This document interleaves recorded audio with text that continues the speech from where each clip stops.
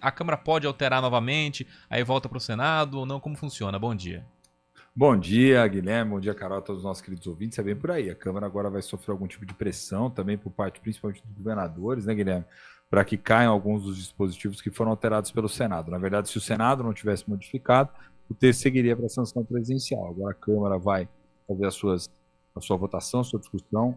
Note-se, o Lira já deu uma declaração dizendo que, embora não tivesse programado expediente para a semana que vem por conta do feriado da República, a gente sabe que os deputados, senadores, né, coitados, né, eles vão voltar aí para as suas bases, né, como na quarta-feira. Vou emendar o feriado que é quarta-feira, né?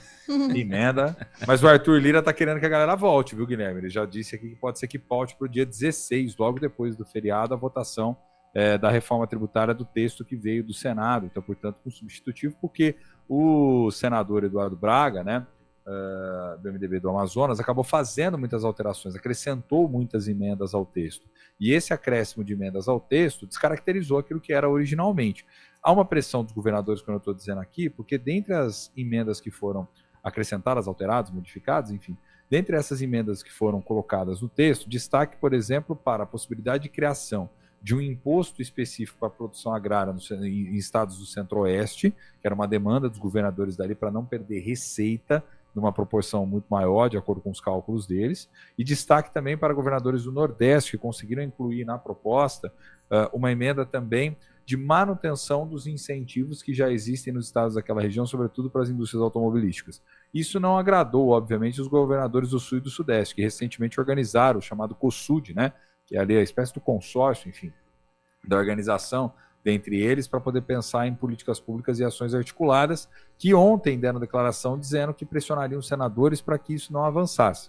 Mas avançou, né? Agora eles vão ter que ir para a Câmara dos Deputados e fazer algum tipo de pressão dos parlamentares. Mas, Bruno, aí se a Câmara muda alguma coisa de novo, aí volta para o Senado?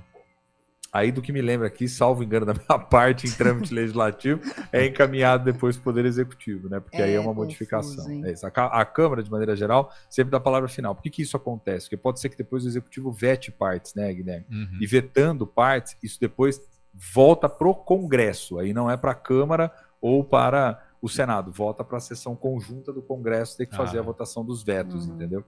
Bom, tem um dado que me chamou muitíssima atenção, porque os jornais digitais, agora a gente fala digitais, né, Bruno? Sim. Não Você sabe digitais. Que eu vou confessar uma coisa para o nosso ouvinte, viu, Carol? Eu gosto, assim, do jornal impresso. Você está lendo no papel ainda? Eu gosto do jornal impresso, sintonizo a CBN logo cedo no radinho, faço meu café, é assim. Tá certo, por isso que ele tem embasamento para falar aqui com a gente, viu, Guilherme? Ele faz rotina de leitura. Ele é mais clássico, né? Mas eu achei muito chique, uma das nossas colegas jornalistas no Instagram falando assim, olha, porque eu de toda manhã eu levanto e leio os jornais digitais. Aí eu pensei, olha, então é isso. Né? É isso que a gente faz, então. A gente entra na internet. Jornais digitais, uma boa. Bom, mas sabe que eu gosto do impresso, eu ainda acho, eu tenho um quê saudosista. Eu já sou mais, assim, na questão das notícias, prefiro o digital.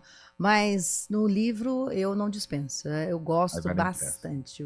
Eu tentei utilizar ferramenta de leitura, mas livro tem que ser tete a tete, no papel.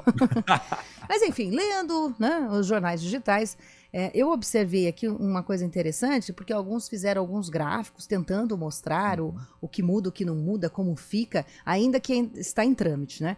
Mas eles somam mais de 5.000 legislações sobre estes tributos, PIS, COFINS, IPI, ICMS, ISS.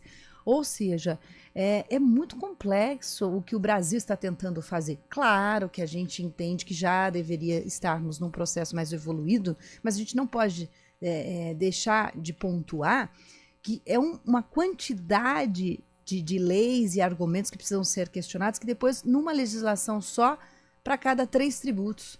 Realmente, conseguindo ultrapassar todas essas barreiras, claro, sempre vão ter os que vão ficar descontentes, mas a gente vai ter conseguido enfrentar um processo extremamente complexo, não, Bruno? Você sabe de quem eu tenho pena, Carol? Eu tenho pena de quem trabalha em escritório de contabilidade. Um abraço para todos que trabalham nos escritórios e nos ouvem.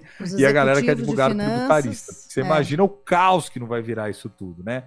Porque tem, além disso tudo, Carol, o projeto, vamos lembrar aqui rapidamente para o ouvinte de maneira bem simples, o projeto ele prevê uma regra de transição, ou seja, não quer dizer que esses impostos vão desaparecer do dia para a noite, vai valer tudo dentro da lógica nova, né? A transição estimada é de 15, 20 anos em alguns casos, né? Então nós estamos falando aí de uma longa travessia para poder se estruturar isso tudo. Qual que é o problema principal que saiu da reforma? Não é nem a questão de você debater para simplificar os impostos, porque isso eu vejo como extremamente positivo. De fato, o Brasil, às vezes, tem uma lógica de tributação que beira a doideira, né, Carol? Você tem várias lógicas diferentes, para não ser várias empresas, né? Exatamente, né? Da margem para sonegação, dá problema, enfim. Isso no Brasil, todo mundo que trabalha no dia a dia sabe como é que funciona. Simplificar nesse aspecto é positivo. Claro, todos os setores, de alguma forma, desejam diminuição, se possível, no volume dos impostos, até porque tem setores que são beneficiados e outros que são prejudicados, e talvez essa versão que saiu do Senado reforce isso ainda mais, porque tem setores que vão sair mais beneficiados e outros que vão sair prejudicados. Tanto é que o próprio ministro da Fazenda ontem, o Fernando Haddad, ele disse o quê? Olha, se for dar uma nota para essa reforma, eu dou uma nota 7,5 para ela, né? Eu dou uma nota 7,5 para ela, porque no final das contas, embora ela mantenha a essência, né? E aí ele disse, olha, nesse aspecto ela é 100%, ela manteve a essência da simplificação e previu ali já um dispositivo para a revisão futura dessas desonerações, dessas exceções que foram incluídas ali na reforma com vários setores. Mas, de maneira geral, foi exceção demais, né, Carol? E aí você acaba prejudicando, que é onde na definição da alíquota do imposto ele pode acabar ficando muito alto e alguns setores serem mais prejudicados do que outros.